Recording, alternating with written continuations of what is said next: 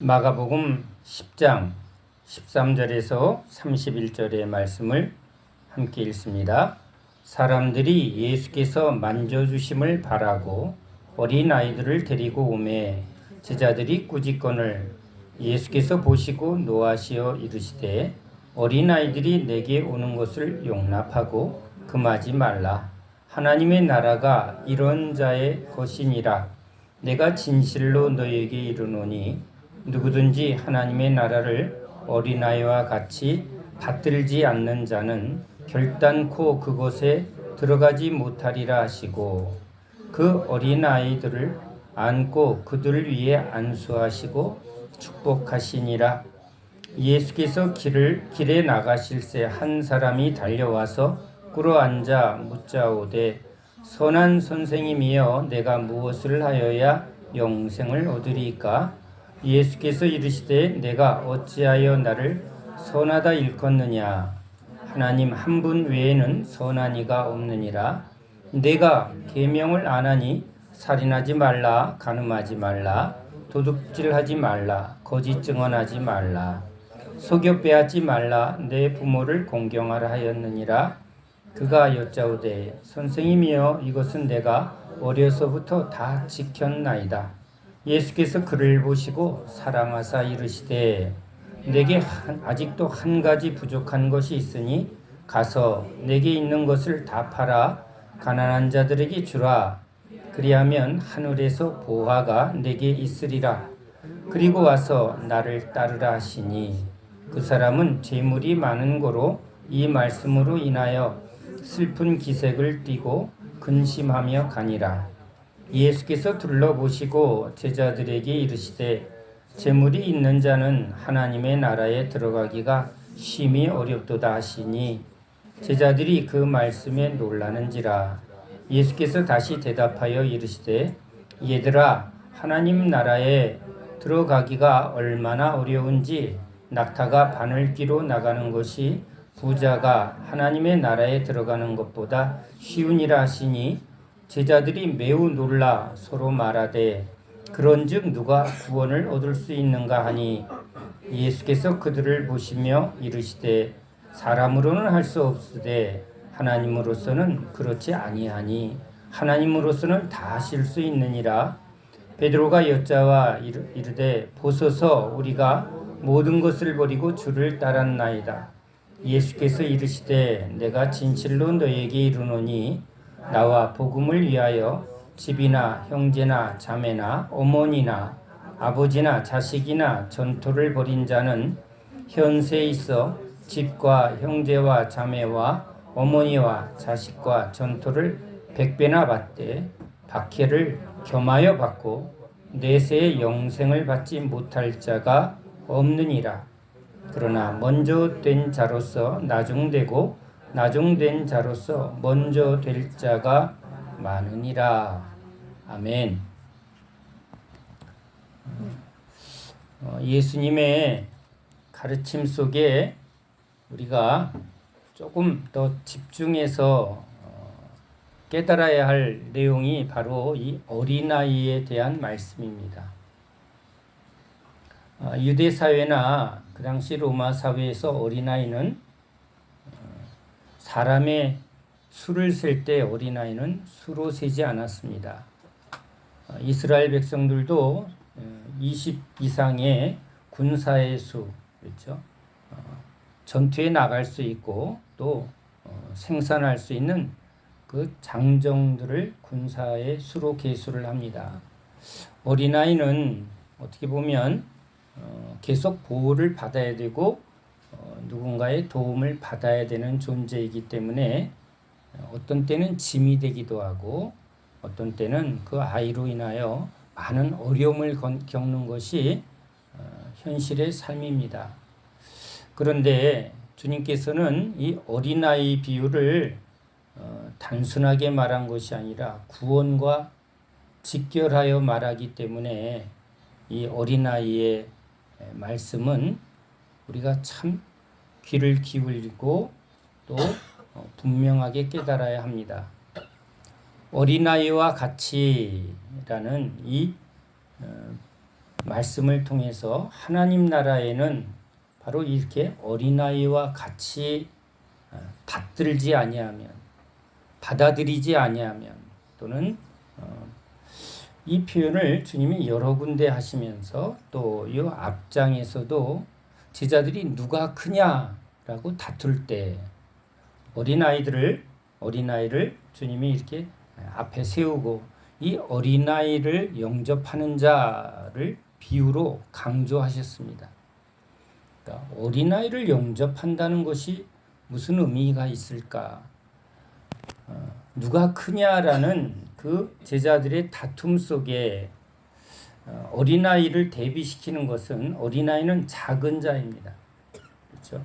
크냐, 누가 크냐, 누가 힘이 있냐, 누가 능력이 있냐, 그런 다툼을 가지고 있는 이 제자들과 어린아이는 크냐, 능력이 있냐, 뭔가 할 수 있냐에 대한 완전한 대비점에 있습니다. 그런데 어린아이를 영접한다. 어린아이를 영접하는 자가 지금 예수님을 믿는 자다라는 주님의 가르침은 이해하기가 쉽지 않습니다.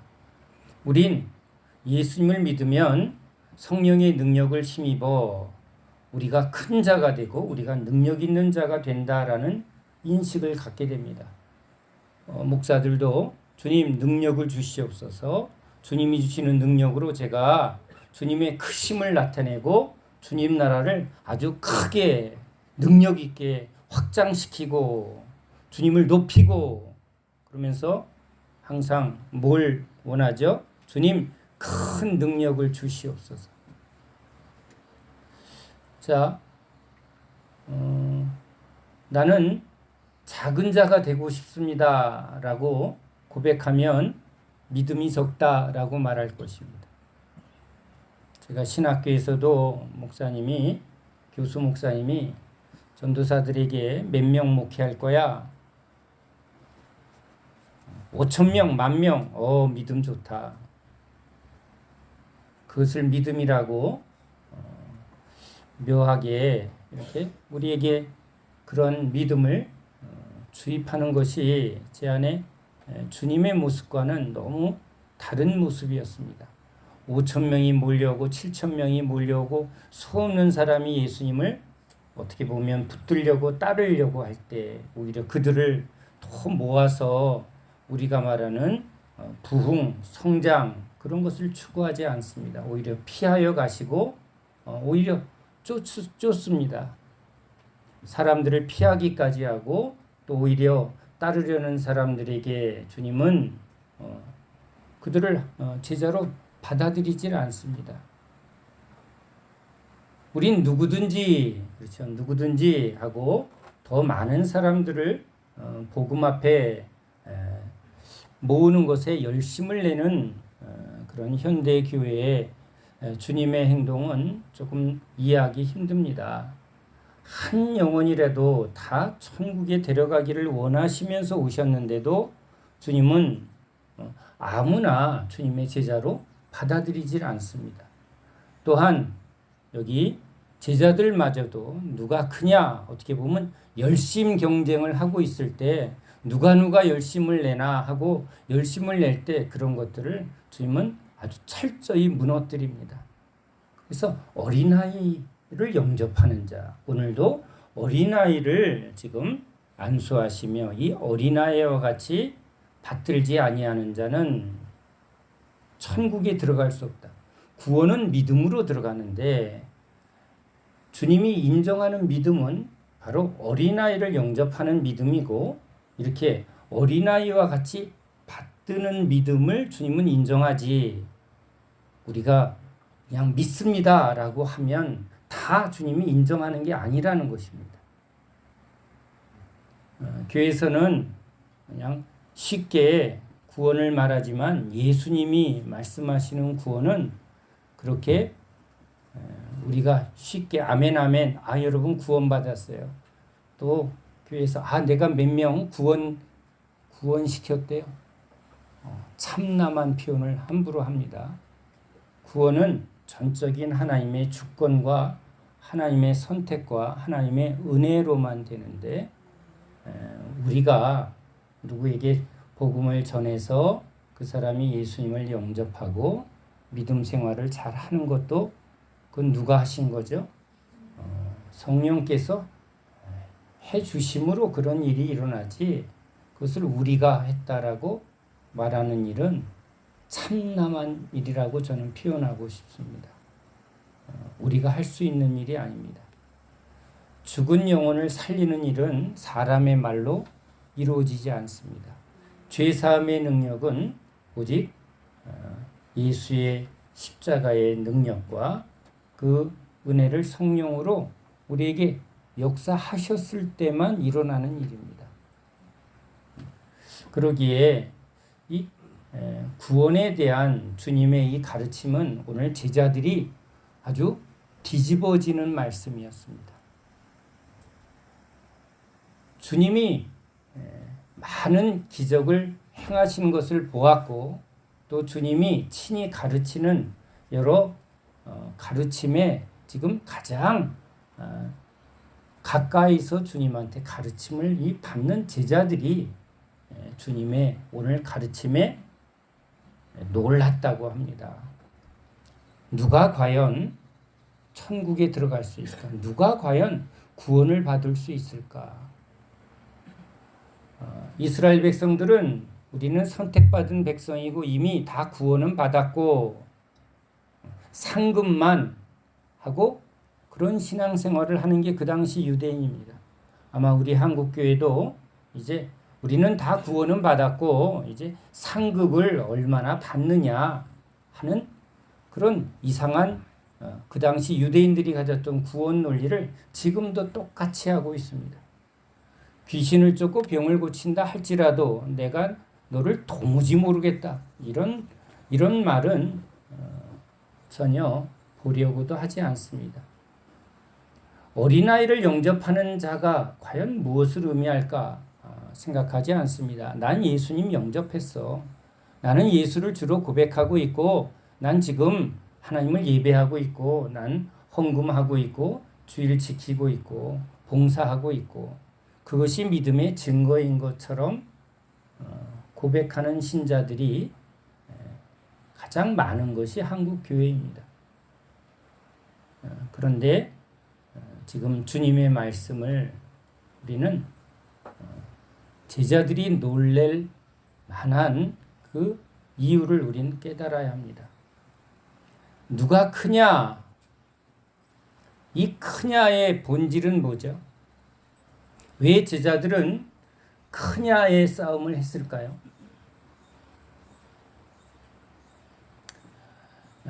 크냐, 작냐, 능력이 있냐 없냐라는 것은 어떻게 보면 하나님 없는 우리 인간이 지금 하나님 없이 자기가 가진 자기의 소유를 가지고 세상을 살다 보니까 저 사람이 나보다 똑똑하네, 저 사람이 나보다 능력이 많네, 저 사람이 나보다 부자네. 왜?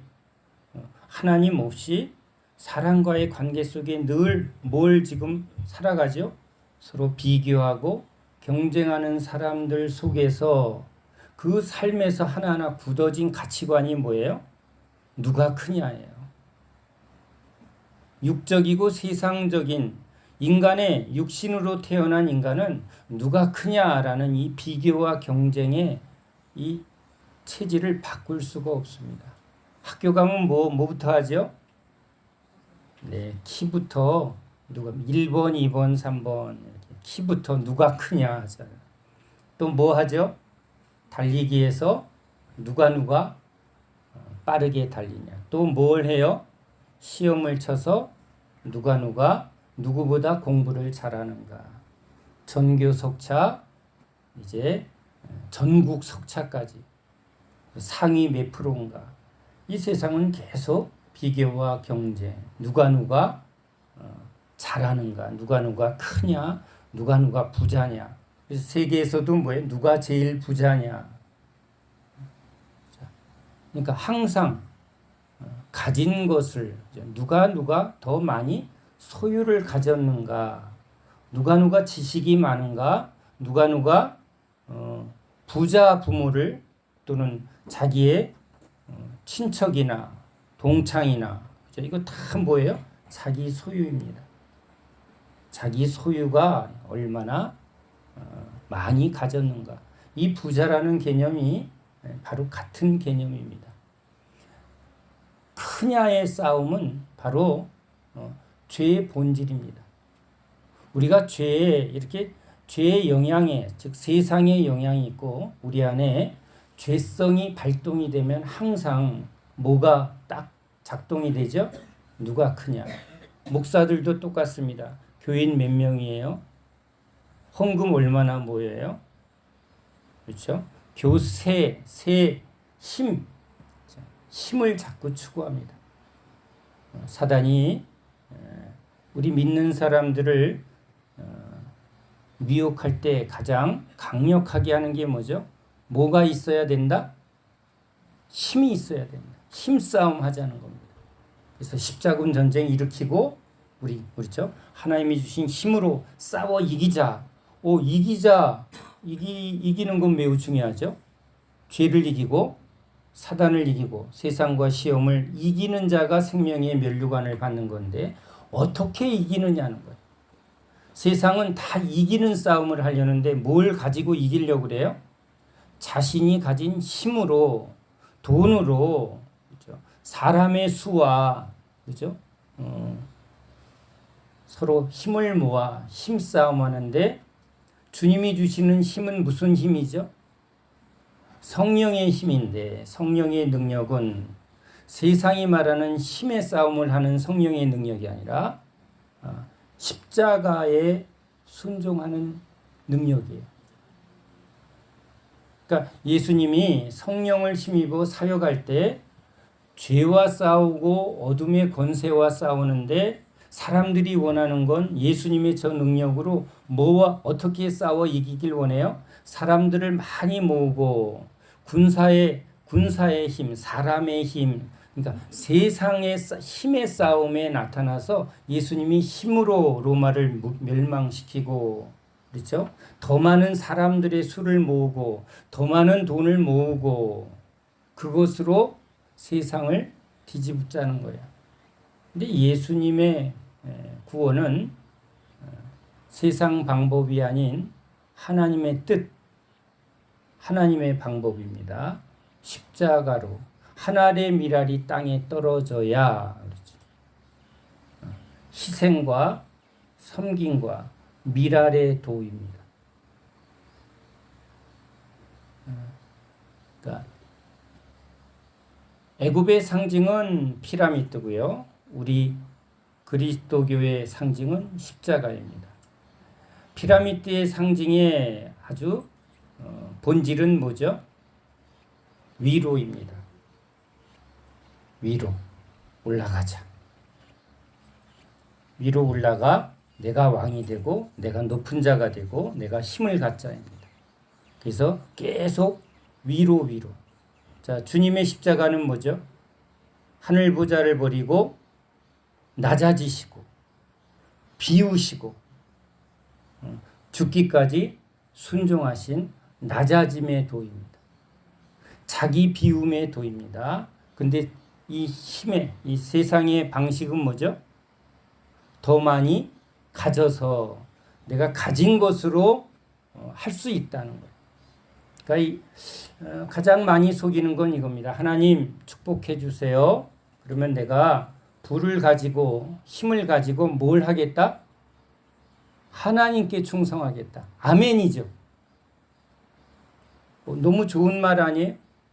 돈이 있어야 더 많은 사람에게 덕을 베풀고 좋은 일을 할 수 있으니까 하나님 물질의 복을 많이 주세요. 물권을 많이 주세요. 물권, 영권, 인권. 아멘. 이거 여러분 귀가 막 확 열리지 않아요? 제가 목사의 길을 부름받고 나와서 제일 많이 듣는 말은 바로 그겁니다. 하나님께서 영권과 물권과 인권의 복을 주셔서 그렇죠. 귀가 확 열리고 아멘을 할 때 어떤 아멘을 하고 싶은 말씀이에요?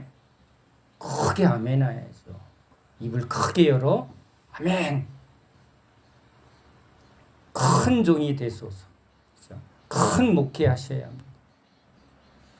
근데 그 큰이라는 단어 속에 제 안에 뭐가 뿔뚝하고 자꾸 움직이려고 그래요. 뭐죠? 예수 믿기 이전에 가졌던, 제가 세상에 있었을 때도 항상 뭘 주입받고 뭘 붙들어요? 큰 사람. 그러니까 제자들이 지금 누가 크냐라는 그 앞에 예수님이 어린아이, 또 오늘도 어린아이들을 지금 데리고 와서 예수님의 만져주심을 바라고, 이게 굉장히 중요해요. 예수님의 만져주심을 바라고 지금 아이들이 나오는데 그것을 맡고 있습니다. 여러분, 구원은 누가 손을 대주셔야죠?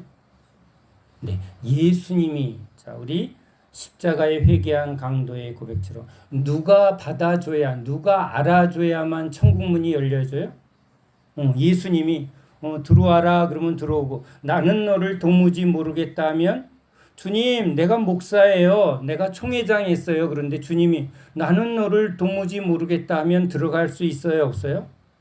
네, 이거는 주님과의 관계예요. 그러니까 여기서도 전제가 뭐가 되냐면 예수님의 만져주심을, 그러니까 구원의 시작과 구원의 모든 능력은 누구 손에 있다? 예수님께 있다는 거예요.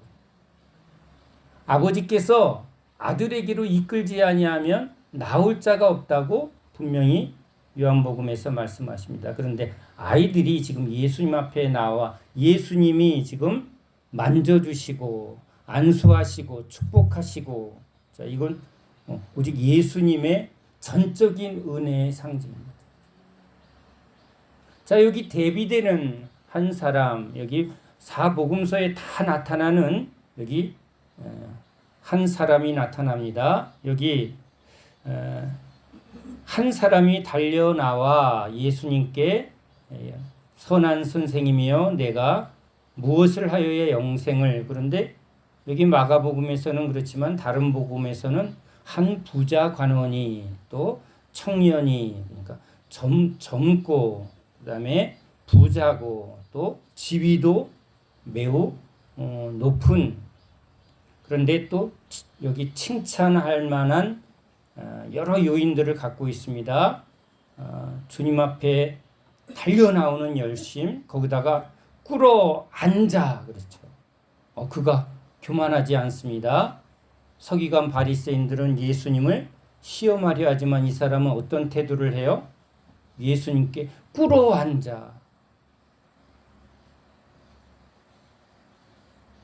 그러니까 부자 관원의 청년의 여기 꿇어 앉고 주님 앞에 달려 나오는 그런 아주 장점이 많은데, 공통적으로 이 사람이 말하는 것은 무엇을 하여야, 그리고 어려서부터 나는 계명을 다 지켰나이다. 그리고 예수님 앞에 이제 말씀하시면 내가 어떻게 하겠다고요?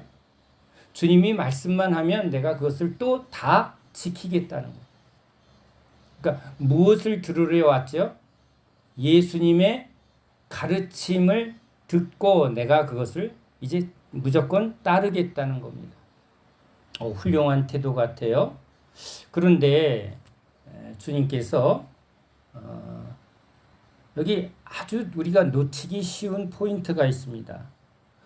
부자에게 가진 것을 다 가난한 자에게 나눠주는 부분을 강조했지만 결국은 이 가진 것을 다 가난한 자에게 나눠주라고 하는 것보다 더 중요한 것은 나를 쫓으라는 겁니다.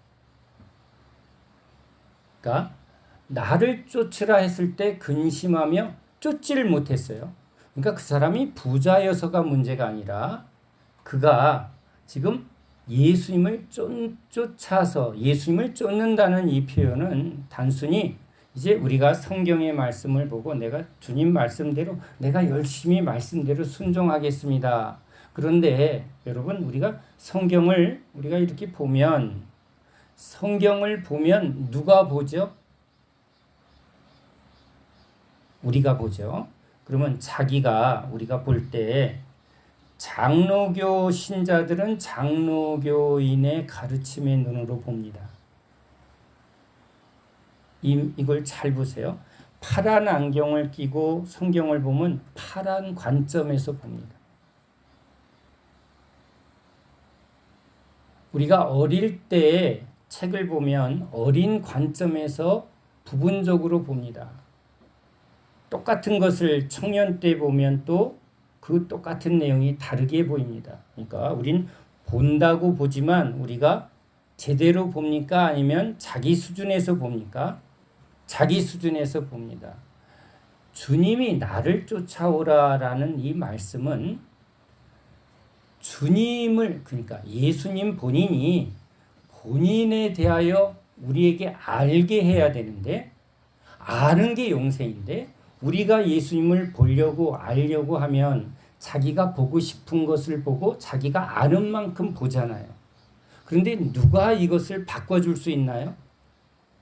스승이 바꿔줄 수 있는 거.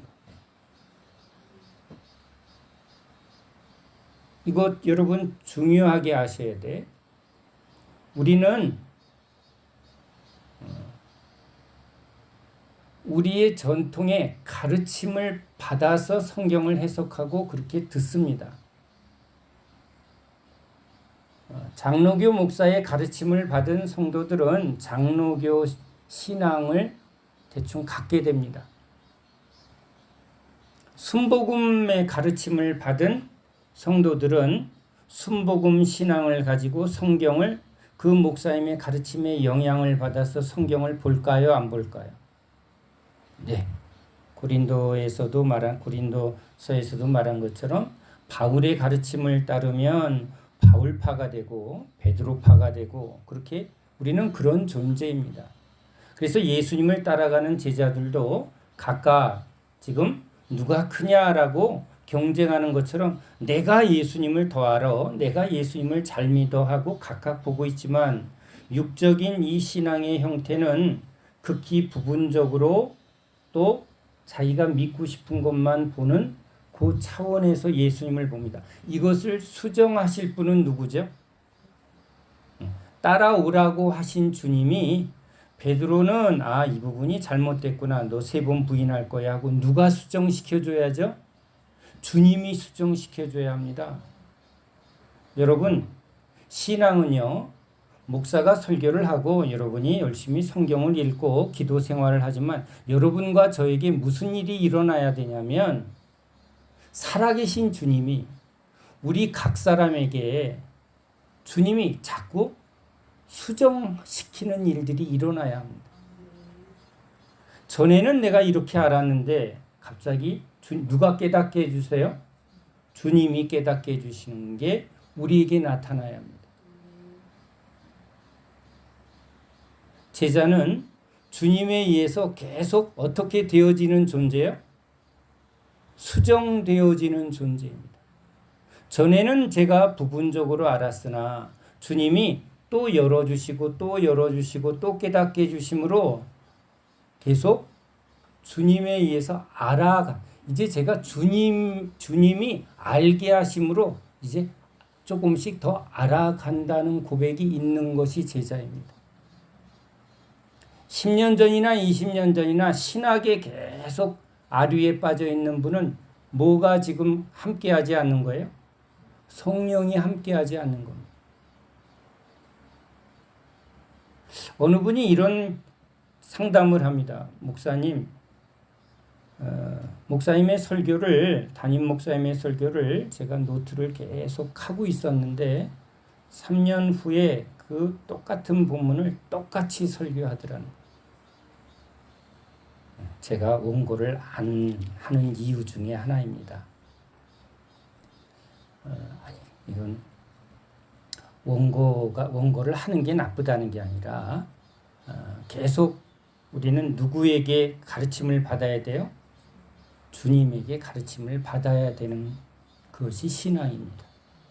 그래서 나를 따라온다라는 이 주님의 말씀은 결국은 주님이 우리에게 자신을 알게 하는, 주님이 자신을 우리에게 알게 해주는 게 계신데, 내가 이 성경을 보고 주님을 안다라고 열심히 내가 열면 이게 제대로 열릴까요? 아니면 내가 보고 싶은 것을 볼까요?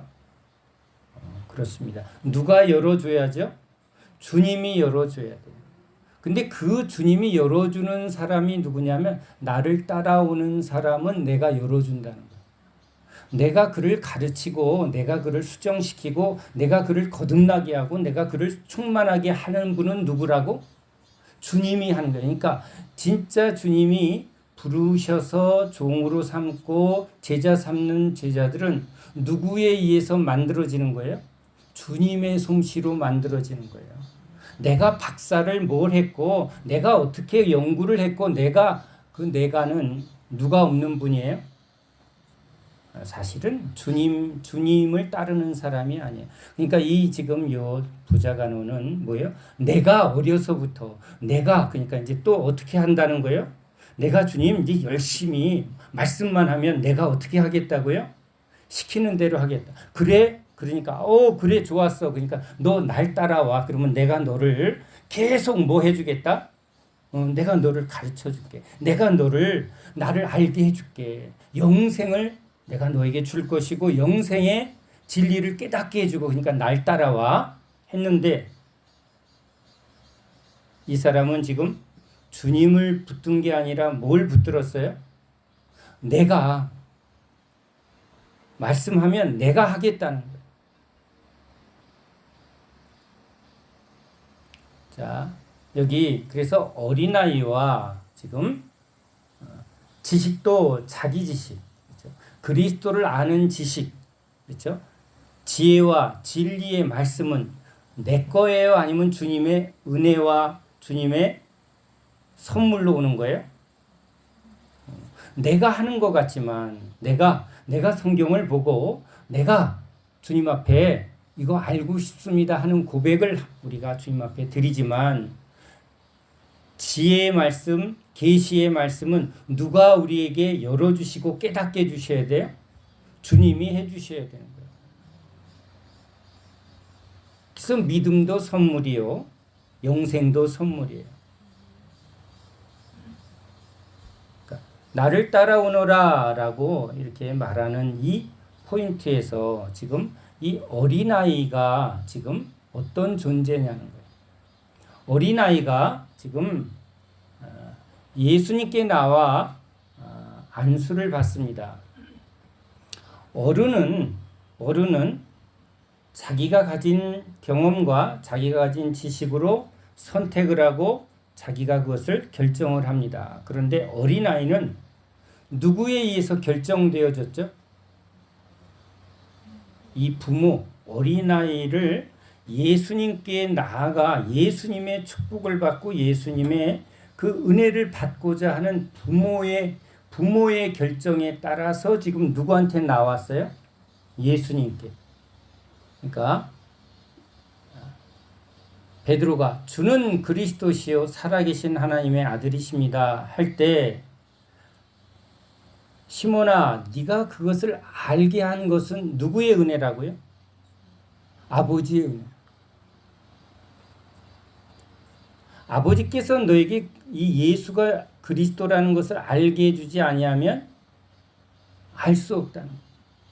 자, 그러니까 여기 어린아이가 지금 부모에 의해서 예수님께 나오는 이 비유가 뭐죠? 예수님께로 나오는 자는 누구에 의해서 예수님께 나올 수 있다? 아버지, 하나님 아버지의 절대 주권으로만 누구에게로 나올 수 있다? 예수님께로 나올 수 있다. 하나님의 전적인 선택에 의해서 지금 예수님께로 나올 수 있다는 거예요. 우리는 우리가 선택할 수 있다고 생각을 하는 것 같지만 성경은 그것을 절대적으로 지지하지 않습니다. 어린아이를 지금 주님이 강하게 우리에게 강조할 때, 어린아이의 특징이 뭐예요? 여기 소유라는 개념으로 보면 부자는 내가 뭘 해서 그 결과로 자기가 자기의 열심으로 얻어진 결과예요. 그런데 아이는 지금 자기의 행위로 가진 게 있는 존재예요, 아니에요? 지금 이 어린아이를 딱 이렇게 비유를 하면 이 어린아이는 자기의 어떤 것을 말할 수 있는 존재예요, 아니에요? 자기 소유를 말할 수 있어요, 없어요? 소유, 너는 네가 가진 게 뭐냐? 그러면 딱 말할 수 있는 건 하나 있네요. 뭐죠? 나는 부모의 자녀예요. 그러니까 어린아이라는 이것이 구원의 핵심이라면 구원받은 신앙의 전적인 고백은 뭐죠? 뭘 소유한 거예요? 주님만을 소유한 사람. 그러니까 다른 소유를 추구하거나 다른 것을 붙든 사람은 하나님 나라에 들어갈 수 있다 없다? 없다라는 거예요. 그러니까 어린아이를 영접한다는 건 세상에서 보면 세상에서 우리가 영접한다는 건 내 안으로 이게 받아들인다는 것, 그렇죠? 내가 사랑하는 것, 내가 추구하는 것을 내가 영접하는데 뭐가 되고 싶은 거죠? 누구를 영접해요? 인기 스타, 그렇죠. 요즘 아이돌이니까 아이돌이 내 안에, 그렇죠. 아이돌이 내 안에 있는 거예요. 그렇죠? 부자, 넌 뭐가 되고 싶어? 그러면 뭐야? 난 부자 될래. 그러면 그 사람이 부자를 내 안에 영접하는 거예요. 그렇죠? 난 뭐가 되고 싶니? 그럼 그걸 내가 내 인생의 목표가 되고 내가 주가 되고 그것을 내가 사랑하는 게 되니까 그걸 영접하는 거예요. 혹시 지나가는 이렇게 아주 볼품없는 거리인을 보고 나는 저 사람을 내 안에 영접할래, 이런 사람 봤어요? 못 봤어요? 못 봤어요. 아주 여러분, 영접이라는 개념이, 그렇죠? 내 안에, 내 중심에 누구를 받아들인다는 건데, 내 안에 모신다는 건데, 영접한다는 건데, 왕을 영접한다. 나는 당신을 나의 왕으로 영접합니다. 나의 주로 영접합니다. 영접이라는 개념 속에 또 하나 적용하는 게 뭐예요? 남녀가 누구를 이제 난 당신을 나의 신랑으로 내가 받아들이겠습니다가 영접이죠. 그렇죠? 그래요, 안 그래요? 친구들도 그냥 입으로 친구도 있지만 진짜 내 친구야 넌. 그때 뭐예요? 너 내 안에. 이것도 좀 적용이 될까요? 그러니까 아무나 영접을 하는데 어린아이를 영접한다는 건 뭐죠? 자, 이것을 깨달으려고 많은 우리 예수님을 따르는 제자들이 주님, 이 말씀이 도대체 무엇입니까? 많이 고민하는 가운데 성 프란시스가 이러한 고백을 우리에게 하면서 우리에게 큰 도움을 줍니다. 그는 캐톨릭 신자이지만 말구유에 놓인 아기 예수님을 그는 복음의 핵심으로 받아들입니다. 그는 빌립보서의 말씀처럼 하나님이 하나님과 동등됨을 취하지 아니하고 지금 인간의 몸을 입으셨습니다. 자기 몸을 지금 인간의 몸에 지금 자기 몸을 누이셨는데 어떤 상태로요? 어린아이 몸. 자, 뭐든지 할 수 있는 신이, 전능한 신이 어린아이 몸에 자기를 이렇게 가둬두셨다라는 것은 지금 자기가 어떠한 상태의 존재로 산다는 거예요? 약함. 주어지는 모든 것을 다 받아들이고 이제 누구의 결정에 의해서만 산다? 절대 주권자이신 하나님의 그분의 주권 속에서 나는 그냥 맡겨진 존재라는 거예요. 자, 부모의 품에 있는 아이는 결정을 누가 하는 거예요? 옷을 입어도 누가 입혀주죠? 어린아이는 자기가 결정하지 않고 모든 결정을 지금 받아들이는 상태라는 거예요. 아무것도 소유를 지금 말할 수 없는 상태예요. 이게 여러분 철저히 하나님을 의지하는 믿음의 상태라는 거예요. 이것과 대비되는 이 부자는 뭐죠? 내가 노력하여 내 열심으로 뭔가 이루고 소유하고 취한 존재라는 거예요. 어른이란 내 존재가 지금 뭘 나타내요? 내가 어떻게 내 열심으로 내가 이루었다라는 존재가 어른이에요. 근데 어린아이는 이 어린아이의 존재는 누구를 나타내요? 부모로부터 받은 것을 나타내요. 그러니까 어린아이 같은 자라는 말은 하나님의 자녀면 하나님으로부터 받은 것이 그 어린아이에게 그대로 드러나야 된다는 거예요. 누구 닮았다고요? 지혜비 꼭 뺐네. 옷을 입었는데 너 엄청 패셔니스트야? 아니면 누가 입힌 거예요? 예수 그리스도로 옷 입고. 그렇죠? 애가 어린아이인데 너무 똑똑해. 그러니까 이건 또 아이가 똑똑한 거예요? 누구 닮아서 똑똑한 거예요? 부모로부터 받은 것을 그대로 드러내는. 그러니까 하나님의 자녀는 그 자녀가 지금 자기의 행위로 자기를 증거하는 자가 아니라 누가 준 것을 부모로부터 하늘 아버지가 준 은혜, 그렇죠? 예수님이 주신 영생, 예수님이 주신 지혜, 하나님이 주신 성령, 이 오직 다 받은 것을 그대로 나타내는 존재. 자기가 주장할 게 있다 없다. 무익한 종이오니 내가 어떠한 것도 자랑할 것이 없는 존재. 그게 어린아이라는 거. 우린 어른인데 예수님께 붙어있는 자들은, 예수님의 은혜로 거듭나고 새 생명을 받은 사람은 자기의 행위를 자랑할 게 있다 없다? 없다. 포도나무에 붙어있는 가지가 자랑할 게 있다 없다? 가지에 붙어있는 열매도 누가 맺게 하신 거다? 성령이 맺게 하신 것이고, 그렇죠? 붙어있는 것 자체도 주님이 우리에게 십자가로 접붙임을 하여 지금 말라 비틀어져 던져져야 될 이 가지가 누구의 은혜로? 십자가의 은혜로 주님 안에, 우리가 주님 안에 이렇게 접붙임을 당한 우리는 자랑할 게 있다 없다? 그래서 나타나는 모든 것은 이제 내가 아니라 누가? 포도나무이신 주님의 것을 드러내는 존재. 어린아이는 철저히 어린아이의 부모를 드러내는 존재. 어린아이는 본질적으로 이제 누구만을 전적으로 의지하는 상태, 부모에 의해서 결정되어지고 부모가 먹이면 먹이는 대로 입히면 입히는 대로 철저히 의존된 존재.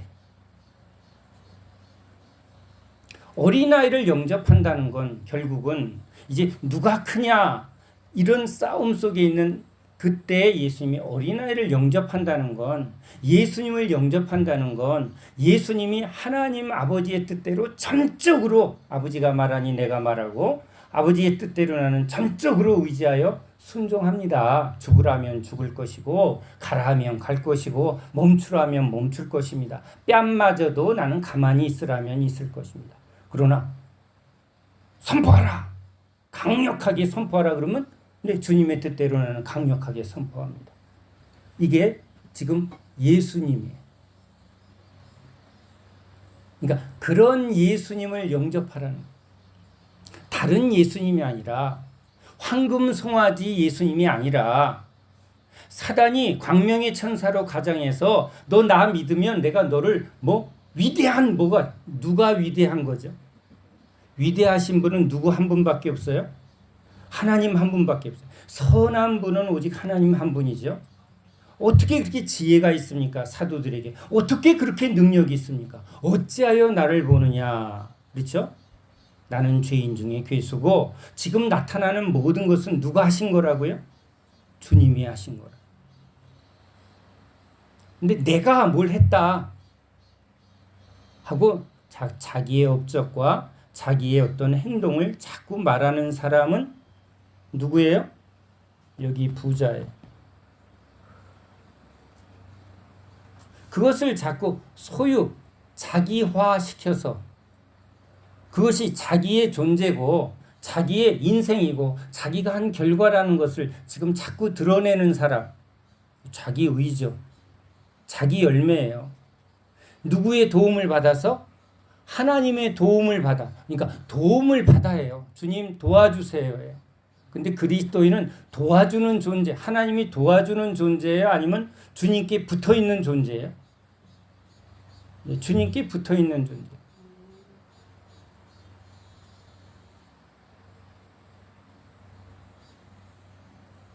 여기 그래서 주님이 극단적인 표현을 합니다. 재물이 있는 자는 하나님 나라에 들어가기가 낙타가 바늘길을 통과하는 것보다 어렵다. 그러면 부자 되면 안 되는구나 라는 표현이 아니에요. 그가 주님께 받은 것이 있을 수 있어요. 그런데 그리스도인은 그것을 자기 소유로 여긴다, 안 여긴다. 가난한 사람도 가난에 묶여서 가난에 막 붙들려서 주님 이 가난에 너무 싫어요 하는 사람도 가난에 붙들린 사람이고, 주님을 믿는다고 말하면서 이 부자간원처럼 결국은 뭘 붙들고 있는 거예요? 돈을 붙들고 있다. 어린아이가 지금 손에 막 10,000원짜리 이렇게 꽉 쥐고 있으면 여러분은 그 아이를 뭐라고 그럴까요? 얘는 어떻게 벌써 돈 맛을 알아갖고. 그렇죠? 아이가 아이다운 거예요? 아니에요? 아이는 누구를 붙드는 거죠? 엄마. 아빠지. 누구만 있으면 아이는 평안해요? 엄마 품에 있으면, 아버지 품 안에 있으면. 내가 아버지 안에, 내가 주님이 내 안에. 그러면 만족합니다. 나의 필요는 다 누가 책임져 준다? 주님이 책임져 준다. 그러니까 소유로 살지 않습니다. 소유로 살지 않고 주님께 붙어 있기 때문에 가라. 그렇죠? 가라. 빈 주머니로 가라. 누가 함께 하니까 갈 수 있다? 주님이 함께 하니까. 그러니까 어린아이의 이 비유를 통해서 아주 존재적으로 뱃속에 있는 아이가 탯줄로 완전히 연결되어서 계속 부모로부터 공급받는 상태인 것처럼, 주님이 내 안에, 내가 주님 안에, 성령이 내 안에, 여러분 주님의 완전한 이런 연합의 상태에서 계속 누구의 공급으로 산다? 주님의 공급으로 산다. 그것이 믿음의 상태라는. 그러니까 믿음의 상태를 우리는 이제 날마다의 삶 속에 청직이라는 거예요. 청직이 부자나 가난한 사람이나 배운 사람이나 배우지 않은 사람이나 세상에서 태어날 때 환경적인 여러 요인들을 지금 주어져 있지만, 이제 예수 안에서 거듭나고 새 존재가 된 사람은 지금 주어진 모든 것을 뭐로 여긴다? 소유로 여기지 않고 청지기로 여긴다. 그래서 있어도 없어도 이것으로 되어지지 않는다는 거예요. 그때 주님의 필요에 따라 이것은 사용되어질 뿐, 또 하나 영적 원리를 알고 있죠. 구원의 진정한 핵심은 세상에 이 불의한 재물로 되어지는 게 아니라, 물론 이것이 필요하죠. 배고픈 사람에 먼저 먹을 것을 줘야 되고 벗은 사람에게 옷을 입혀줘야 되는 부분이 있지만, 구원은 먹을 것을 주고 옷을 입혀준다고 일어나는 게 아니라 뭐가 일어나야죠? 성령의 역사. 진리의 말씀으로 거듭나게 하고 죄사함의 역사는, 죽은 영을 살아나게 하고 성령이 임하는 것은, 이건 사람의 행위로 되어지는 게 아니라 하나님의 전적인 은혜죠. 우리가 성령을 줄 수 있나요? 우리가 죄사함을 줄 수 있나요? 아니요, 그럴 수가 없습니다. 성령이 행하실 때 그런 일이 일어납니다. 성령의 말하게 하심을 따라 진리의 말씀이 선포되어질 때 그 말씀이 이제 죽은 영을 살리기도 하고 죄사함의 역사가 일어나기도 하고, 종들은 그냥 성령이 주장하는 대로 선포할 뿐이죠. 역사는 누가 하시죠? 주님이 하시는 거예요. 그러니까 누구도 내가 했습니다라고 말할 종들은 한 사람도 없는 거예요.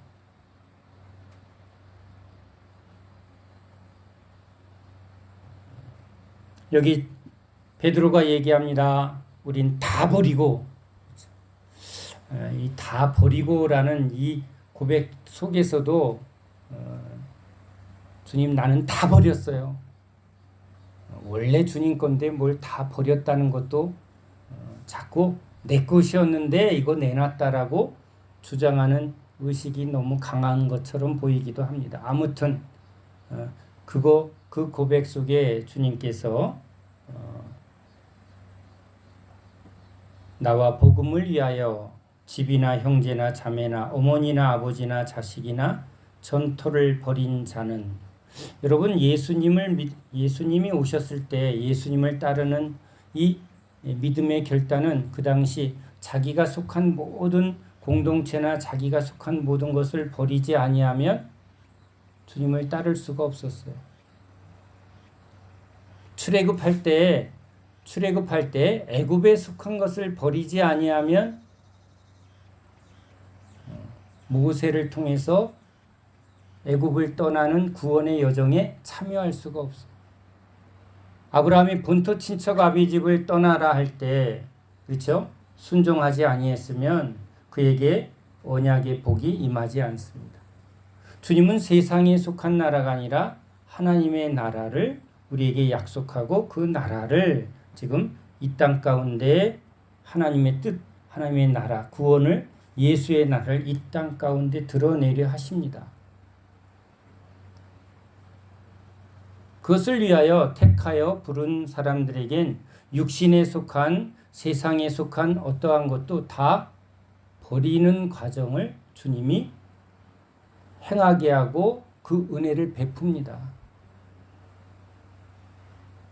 그러면 예수 안에서 새로 태어난 사람들, 그러면 여러분 우린 이중국적자죠. 육신으로는 대한민국에서 태어나고 육신으로는 육신의 부모를 우리는 갖고 태어났습니다. 그런데 예수 십자가를 통해서 우리에게 새 생명이 주어지면 우리 국적은 어디로 바뀌죠? 하늘의 시민권자가 됩니다. 우리 이제 육적인 부모의 혈연이 이제 뭘로? 그러니까 우리는 할례할 때 그 혈연의 문제를 어떻게 하는 거예요? 끊어내고 해요. 물론 육신의 부모는 너무 감사하죠. 육신의 부모를 통해서 주님 앞에 나아가게 됐으니 육신의 부모는 이제 혈연의 감사를 떠나 또 뭐에 더 큰 감사가 있어요? 이런 놀라운 은혜에 참여하게 한 그 통로가 됐으니 나는 얼굴도 보지 못한 고조 증조 할아버지 할머니 너무 감사하더라. 그런데 예수 안에서 거듭난 사람은 이 세상과 육신에 대하여 매여요 아니면 주의 사랑으로 오히려 자유를 얻고 다른 사랑으로 이들을 섬겨요. 그리고 이제 예수 안에서 새롭게 형제와 자매와 하늘아버지와의 새로운 하늘 가족의 존재가 주어집니다. 그러니까 우리는 이중국적의 이중관계를 항상 가져요.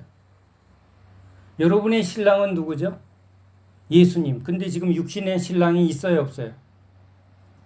육신의 신랑도 있는데 지금 영적으로는 이제 누가 진짜 신랑으로 고백해요? 예수님이 진짜 신랑이고, 육신의 부모가 있는데 너의 아버지는 누구냐 그러면 이제 또 뭐라고 고백하는 사람들이에요? 하늘 아버지가 내 아버지입니다. 그러면 이제 육신의 아버지는 갑자기 저 자녀가 지금 뭐라 그래요? 나를 버리고. 근데 같이 그리스도 안에 있으면 이것이 다 아멘이 되어지는데, 이게 이해가 안 가면, 그러니까 조선시대 때 우리 가족 중심, 나라 중심에서 기독교는 뭘 깨트리는 거예요? 기존의 모든 질서를 다 깨트리는 종교가 되니까 핍박할 수밖에 없어요. 그래서 지금 나와 이 복음을 받으면 뭐를 겸하여 받아요? 박해를 겸하여 받아요.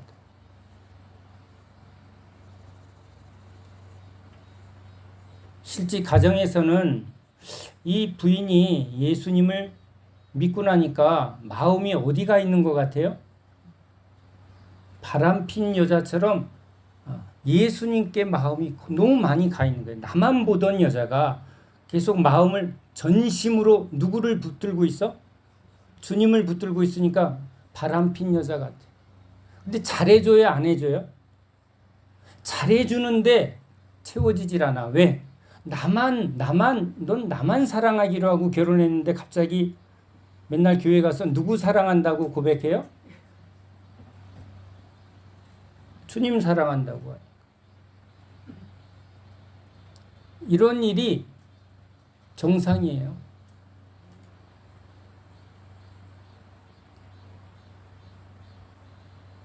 그러니까 부부가 같이 믿으면 이건 같이 예수님을 사랑하고 그 같은 주의 사랑 안에서 이제 새로운 부부 관계로 이게 아름답게 열매를 맺을 수 있지만 이게 신앙이 자꾸 이게 부딪히게 되면 뭐가 자꾸 일어나요? 박해가 일어난대. 성경이 그렇게 써여 있어요. 예수 믿으면 가정이 평안해야 되는데 왜 가정이 자꾸 문제가 생겨요? 목사님, 이거 이상한 거 아니에요? 아니요, 예수님이 이렇게 말씀하셨어요.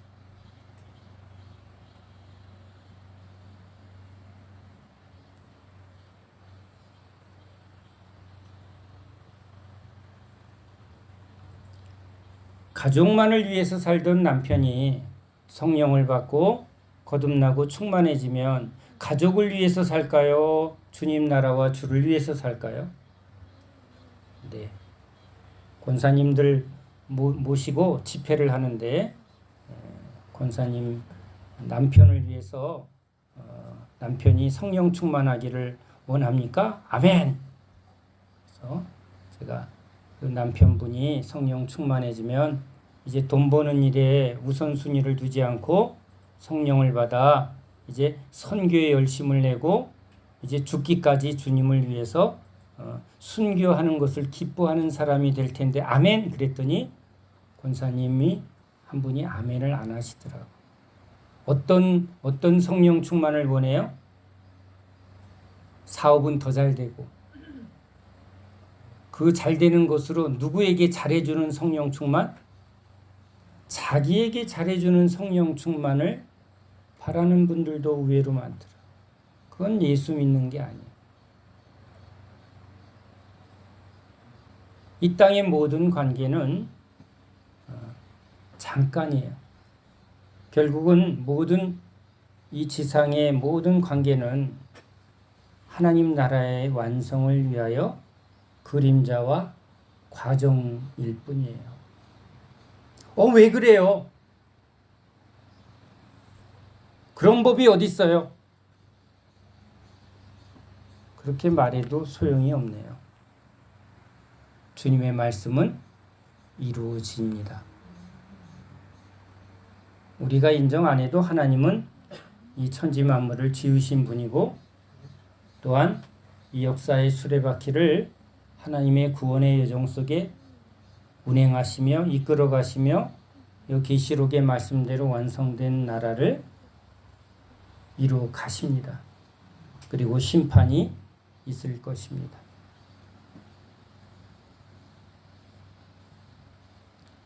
육신에 대하여 미련, 뒤돌아보고 애착을 놓지 못하고 끊어내지 못하면 하나님 나라를 유업으로 받지 못합니다.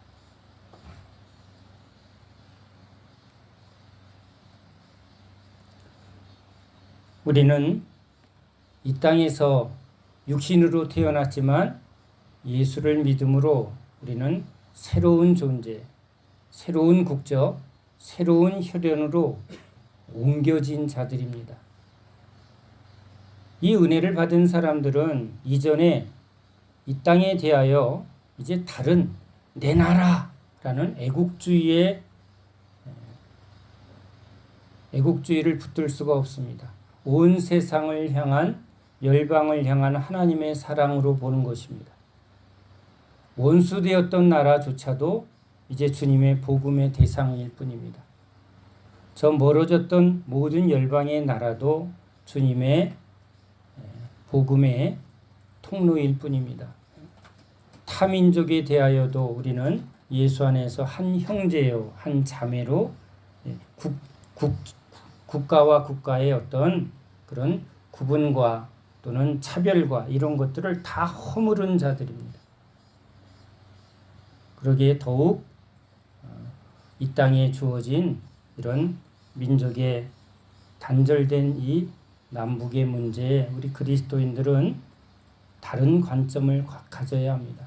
뭐 빨갱이 이러면서 막 대적하고 원수 삼는 그런 태도는 예수님의 복음을 모르는 태도입니다. 우리가 원수 되었을 때 주님이 우리에게 어떻게 행하셨습니까? 우리가 우상 숭배했을 때 주님이 우리를 뭐라고 말씀하셨습니까? 이런 우리를 위하여, 원수된 우리를 위하여 십자가 지신 분이 예수님이십니다. 이런 원수된 우상 숭배에 빠져서 복음 들고 온 선교사들을 죽였던 나라가 우리나라입니다. 그 피를 가진 것이 우리 조선인이고 여기 대한민국입니다.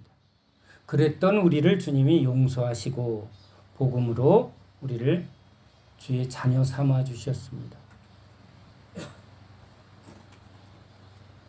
그러기에 타민족 또는 이데올로기로 인하여 적대되었던 모든 벽을 허물고 그들을 주님의 사랑으로 복음으로 품어야 되는 것이 그리스도인의 신앙인 줄로 믿습니다.